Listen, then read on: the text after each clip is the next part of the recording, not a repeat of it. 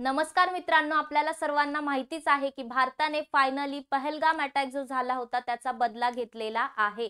तर 22 एप्रिल 2025 रोजी जम्मू काश्मीर मधील पहलगाम या ठिकाणी आपल्या भारतीय नागरिकांना 26 नागरिकांना गोळीबार करून मारण्यात आलं होतं। त्यामध्ये 30 व्यक्ती जखमी सुद्धा झाले होते आणि विशेष करून हे जे नाव आपण बघतो ऑपरेशन सिंदूर आज जे राबवण्यात आलेलं आहे, तर हे नाव का पडलं?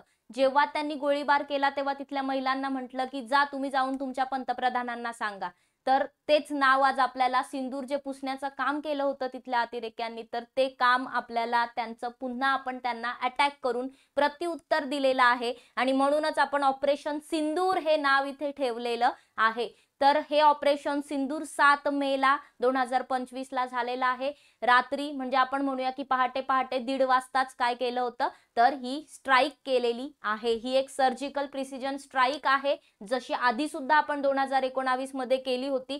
तर ही जी स्ट्राइक भारताने करून फायनली बदला घेतलेला आहे, प्रत्युत्तर दिलेला आहे की आमच्याकडे येऊन तुम्ही जर आम्हाला माराल तर आम्ही सुद्धा तुमच्या घरात येऊन तुम्हाला मारू शकतो, हे उत्तर भारताने दिलेलं आहे।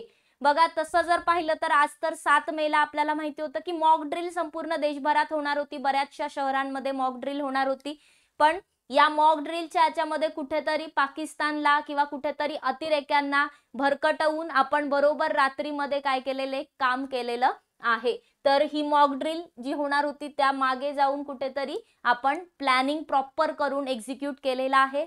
बघा जर तुम्ही पाहिलं तर हा मॅप आहे भारताचा, ऍक्च्युअली हा सर्व भारताचाच पार्ट आहे, पण इथे आहे लाईन ऑफ कंट्रोल। तर या लाईन ऑफ कंट्रोलच्या आतमध्ये जो पार्ट येतो तो पाकिस्तान ऑक्युपाइड काश्मीरचा भाग आहे, पीओके ज्याला आपण म्हणतो। या पीओके मध्ये स्ट्राइक केलेली आहे या ठिकाणांवरती आणि पाकिस्तान मध्ये सुद्धा स्ट्राइक केलेली आहे। तर इथले काही प्लेसेस आहेत ज्यावरती आपण मिसाईल सोडलेले आहेत आणि अटॅक केलेला आहे। पहिली गोष्ट लक्षात घ्या, आपण एकाही सिव्हिलियनला, एकाही पाकिस्तानी नागरिकाला किंवा नॉर्मल लोकांवरती अटॅक केलेला नाहीये, कोणालाही हार्म केलेलं नाहीये। आपण फक्त जे अतिरेकी होते, जे दहशतवादी अड्डे होते त्यांच्यावरती हल्ले केलेले आहेत आणि म्हणूनच आज आपल्याला इतर देशांचं सुद्धा समर्थन आहे की आपण उगाचच कोणालाही मारत नाही आहोत, आपण जे काम करायला पाहिजे फक्त तेवढंच काम करतोय। तर बघा इथे तुम्हाला एक व्हिडिओ बघायला मिळेल, तर या व्हिडिओ मध्ये तुम्ही पाहू शकता कशा प्रकारे ही व्हिडिओ ऍक्च्युअली सोशल मीडियावर सगळीकडेच सुरू आहे।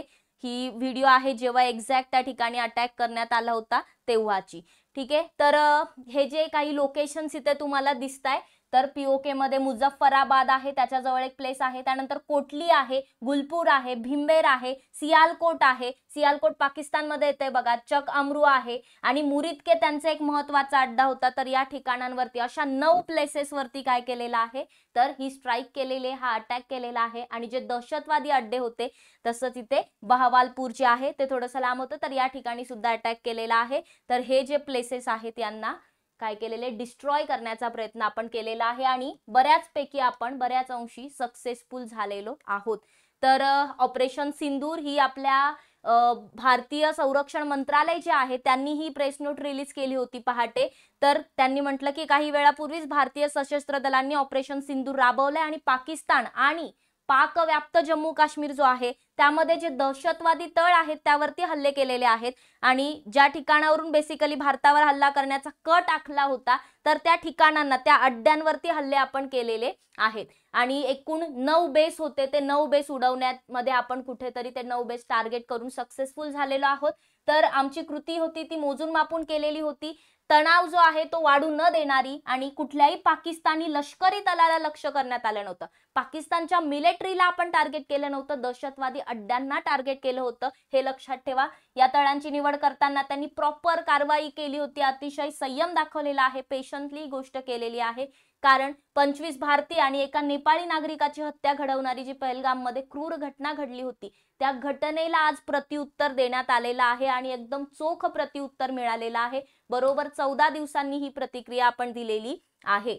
तर ही जी गोष्ट आहे ऑपरेशन सिंदूर हे तुम्हाला इथे बघायला मिळतं। तर स्पेशली ऑपरेशन सिंदूर हे एक महत्त्वाचं ऑपरेशन आहे जे भारतीय सशस्त्र दलांनी राबवलेलं आहे।